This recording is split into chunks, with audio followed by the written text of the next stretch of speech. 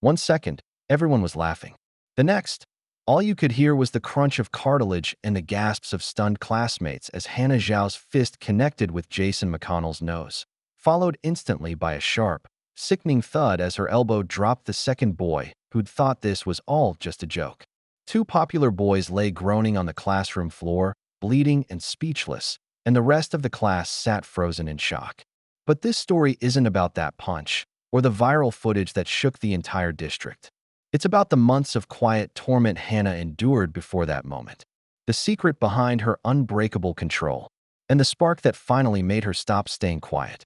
Because sometimes the most dangerous person in the room isn't the loudest or the strongest. It's the one who has spent years learning exactly when to strike and when to stay still.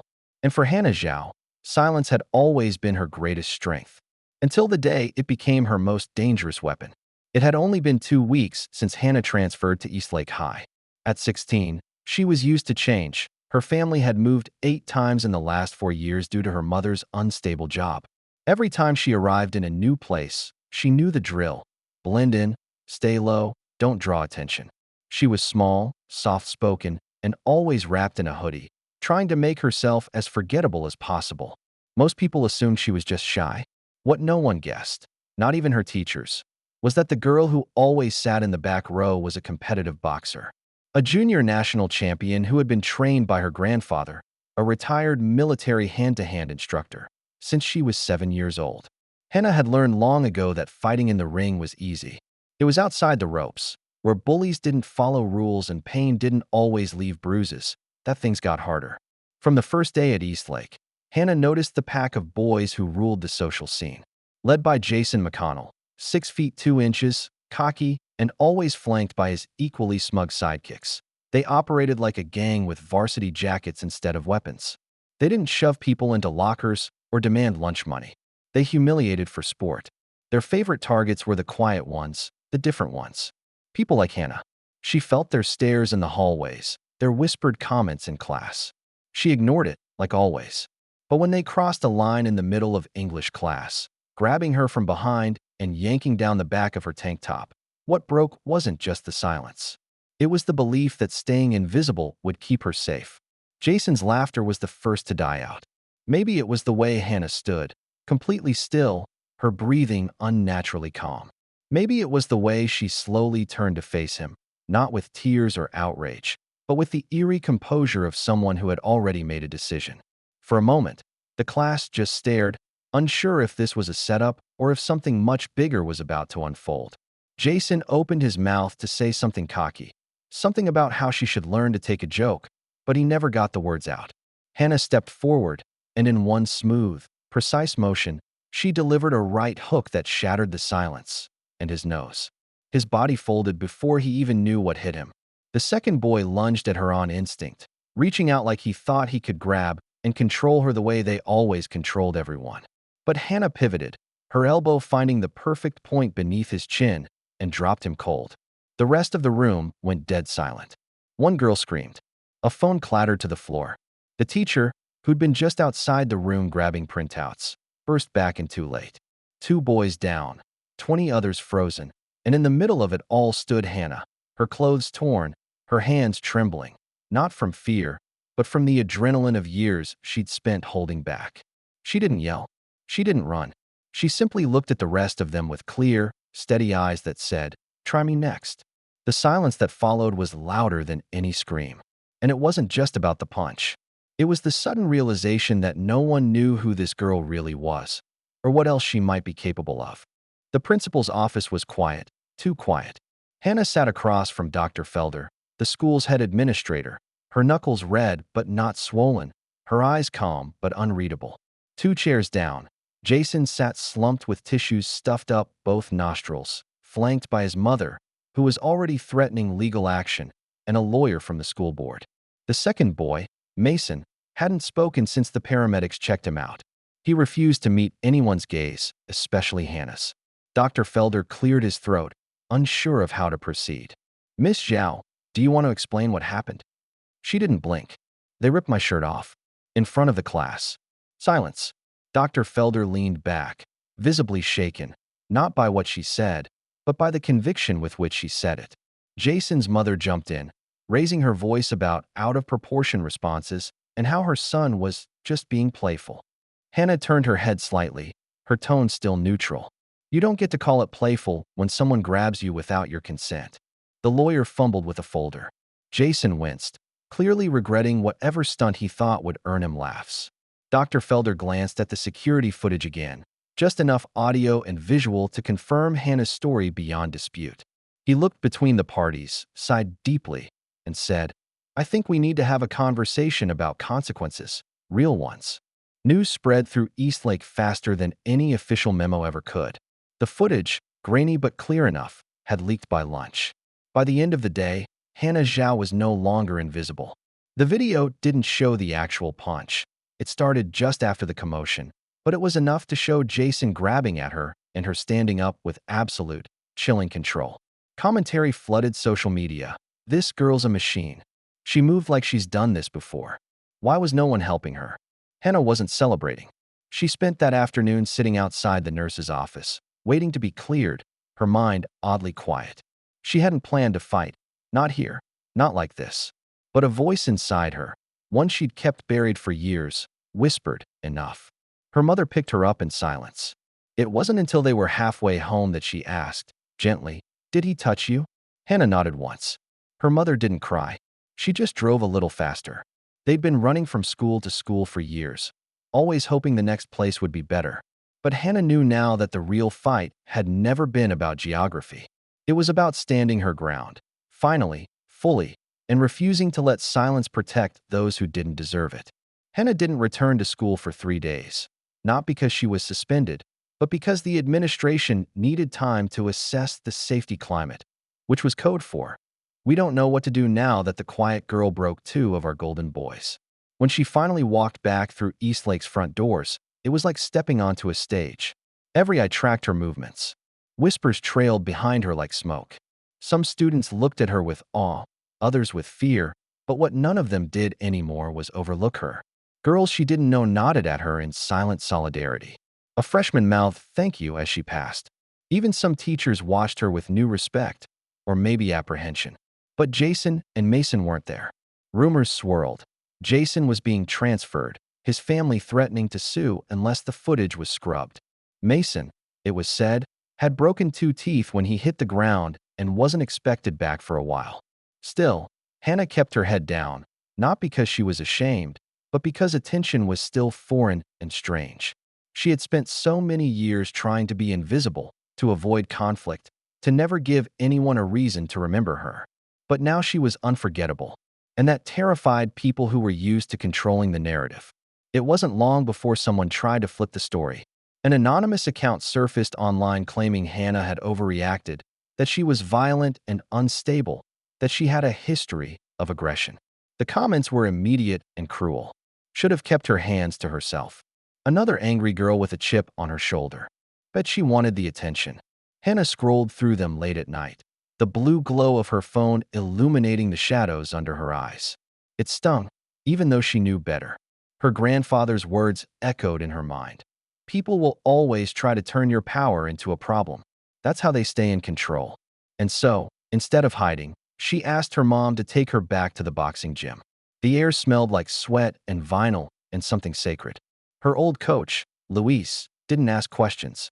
He just handed her gloves and pointed to the bag. She hit it once hard, then again, and again, until the noise in her head began to quiet, until she could feel her own heartbeat steadying. Back at school, Coach Ellison, the PE teacher and head of girls' athletics, pulled her aside after class. I saw the video, she said simply.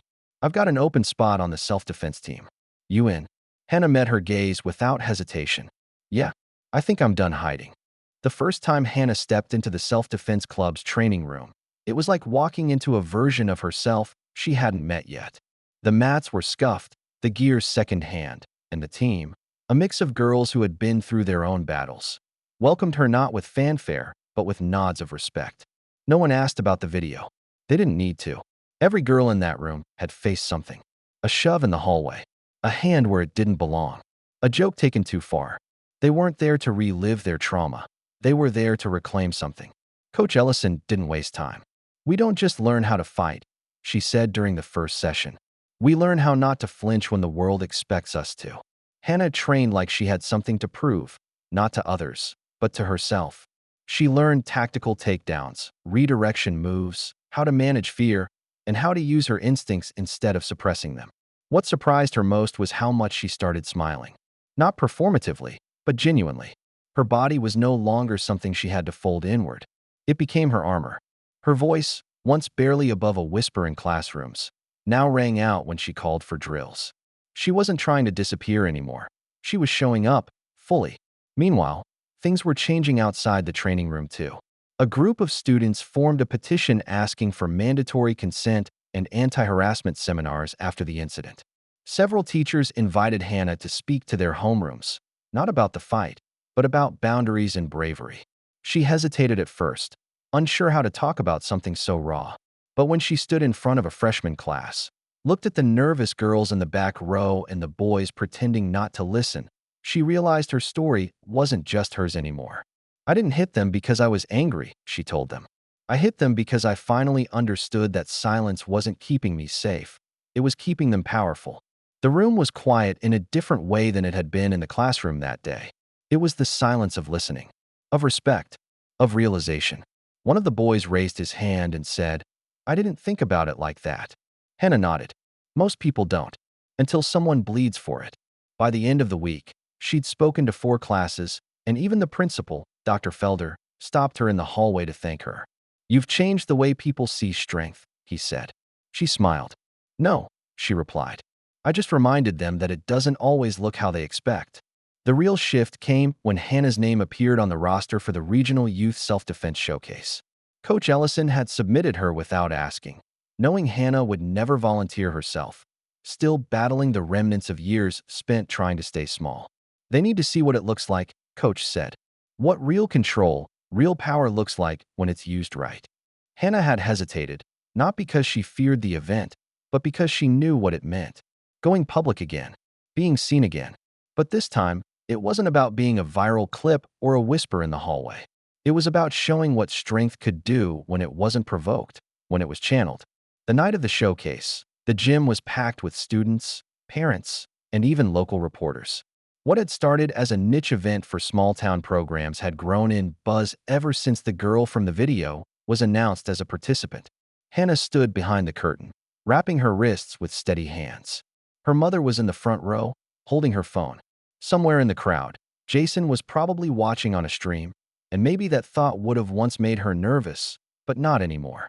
She stepped onto the mat, not in a hoodie, not shrinking or covering herself, but in full gear, chin lifted, eyes forward. Her demonstration partner was twice her size, a volunteer from a neighboring school.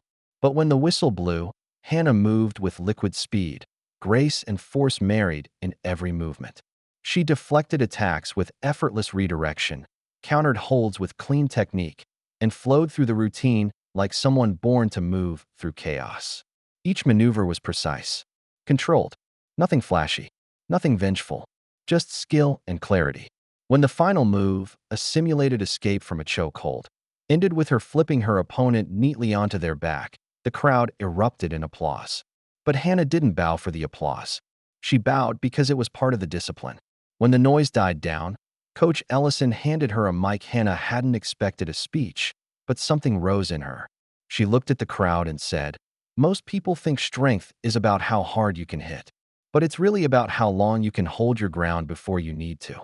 A hush settled over the room. I spent years thinking silence would protect me, but I've learned your voice is a weapon too. Don't wait until someone tears you open to use it. When she stepped off the mat, she wasn't just a fighter. She was a force. The days after the showcase felt different, like something had shifted in the air around Eastlake. Hannah wasn't just the girl from the video anymore. She was Hannah Zhao, speaker, athlete, advocate. Her name showed up in the school paper next to phrases like student leader and self-defense ambassador. A local women's center even reached out to invite her to speak at an event for teen empowerment. The truth was, Hannah never asked to be anyone's symbol. She didn't punch Jason McConnell to start a movement, but it had started anyway. Girls who used to walk with their eyes down now lifted their heads a little higher. The whispers in the hallway had turned into open conversations about boundaries, about standing up, about not laughing at jokes that weren't funny. And boys, too, began to change. Not all of them, not overnight. But a few had started listening, asking questions. One even approached her after class and said, "My sister went through something last year. I wish I had known how to be there for her." Hannah had looked at him, not with judgment, but with the simple honesty that had become her signature. You can still be that person now. Just start by believing her. At home, her mom had started to soften, too.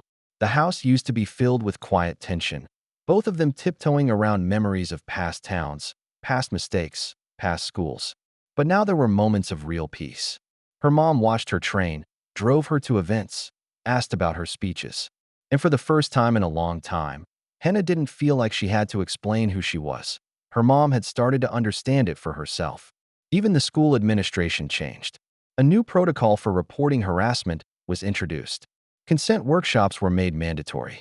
And in a moment Hannah would never forget, Dr. Felder stood in front of the entire student body during assembly and said, "We failed a student, but she showed us how to be better." Jason? He never came back to Eastlake. Last Hannah heard, he was enrolled in a private academy in another city. Rumors said his family was trying to rebuild their image. She didn't care. He was no longer the shadow in the room. He was just someone she once knocked down. And as for Mason, he reached out months later, not with excuses, but with something that almost sounded like accountability. "I was a coward," he said in a short message. "But watching you, I've started working on that." Hannah didn't reply.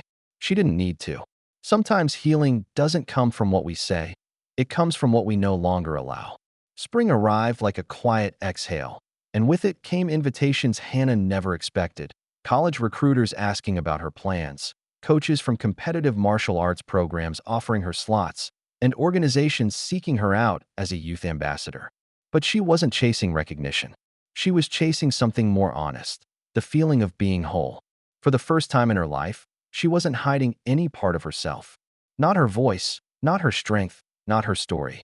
During an end-of-year school assembly, she stood beside Coach Ellison and 3 other girls from the self-defense team to accept a civic award from the mayor's office.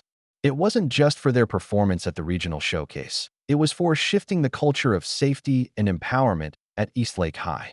The moment the plaque touched her hands, Hannah felt something deeper than pride. She felt peace. Not because everything was perfect, but because she had finally taken up space without apology. Gracefully, powerfully, completely. That night, sitting under the stars in the backyard, she and her mother sipped tea in silence. Her mom finally spoke. "You've always been strong, Hannah," she said, voice soft. "But now, you let the world see it. And that's braver than any punch." Hannah smiled. "You taught me how to endure. Grandpa taught me how to fight. I just had to learn when to stop protecting everyone else's comfort before my own." They didn't say much more. They didn't have to. The journey from silence to voice didn't need narration anymore. It was written into the way Hannah walked now. Shoulders back, eyes up, fearless. She wasn't trying to prove herself. She was just being herself. And that was enough. Months later, during senior year orientation, a younger girl bumped into her in the hallway. She looked nervous, holding her books like a shield. Hannah recognized the way her eyes scanned the floor, the way her body folded inward like she was trying to disappear. "You okay?" Hannah asked gently. The girl nodded quickly, just trying to stay out of the way. Hannah paused, then handed the girl a flyer. "You don't have to," she said. "We're starting up the self-defense team again. You should come." The girl looked at her, eyes wide. "You're her, aren't you? The one from the—" "I'm Hannah," she said, smiling. "That's enough." And in that moment, the girl's shoulders relaxed, just a little. Enough to take a step forward. Enough to start her own story. Because the fight isn't just one moment of resistance. It's the quiet legacy we leave behind every time we show others what it means to stand tall. 6 months later, Hannah stood barefoot on the mat at a statewide youth martial arts invitational, surrounded by banners, cameras, and a hushed crowd that knew exactly who she was. Not because of the viral video that had long since been buried under newer scandals and trends, but because of the quiet reputation she'd built since then. She wasn't the girl who punched 2 bullies anymore. She was the one who changed the climate. The one who taught workshops in 3 counties, mentored younger girls, and helped rewrite the district's student safety policies. But here, in this moment, it wasn't about speeches or policy. It was about movement, control, breath. It was about her. She bowed, touched her gloves, and faced her opponent. A final match. 2 minutes on the clock.